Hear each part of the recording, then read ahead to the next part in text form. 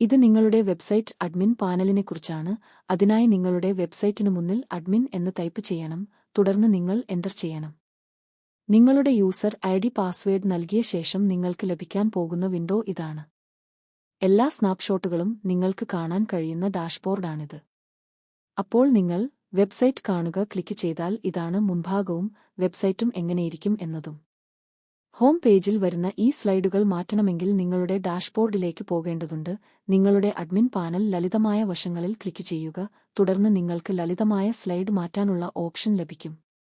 സ്ലൈഡുകൾ മാറ്റാൻ ഇന്നോവ ആ സ്ലൈഡ് ബട്ടണിനു മുന്നിൽ എഡിറ്റ് ക്ലിക്ക് ചെയ്യുക. സ്ലൈഡ് ബട്ടണിൽ എഡിറ്റ് ക്ലിക്ക് ചെയ്തുകഴിഞ്ഞാൽ നിങ്ങളുടെ സ്ലൈഡ് വിവരങ്ങൾ എഡിറ്റ് ചെയ്യുന്നതിനായി മറ്റൊരു വിൻഡോ തുറക്കും.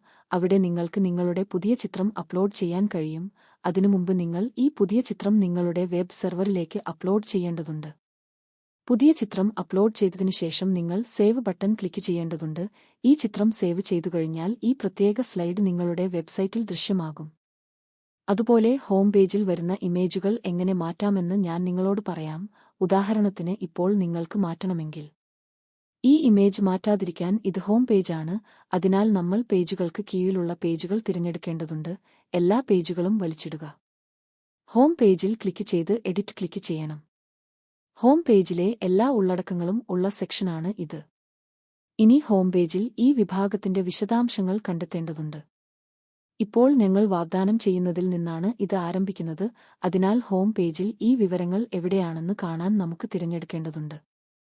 അതിനാൽ നിങ്ങൾ ഈ ഓപ്ഷൻ തിരഞ്ഞെടുക്കേണ്ടതുണ്ട്. എഡിറ്റ് ക്ലിക്ക് ചെയ്യുക.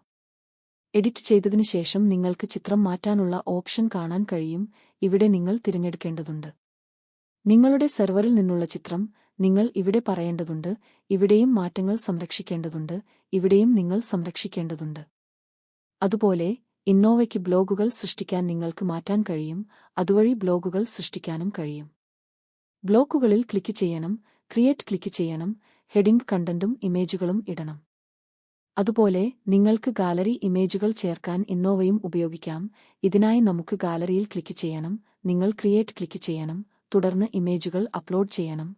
അതിനാൽ ഇത് ഗാലറി അപ്ലോഡ് ചെയ്യുന്നതിനെക്കുറിച്ചാണ്.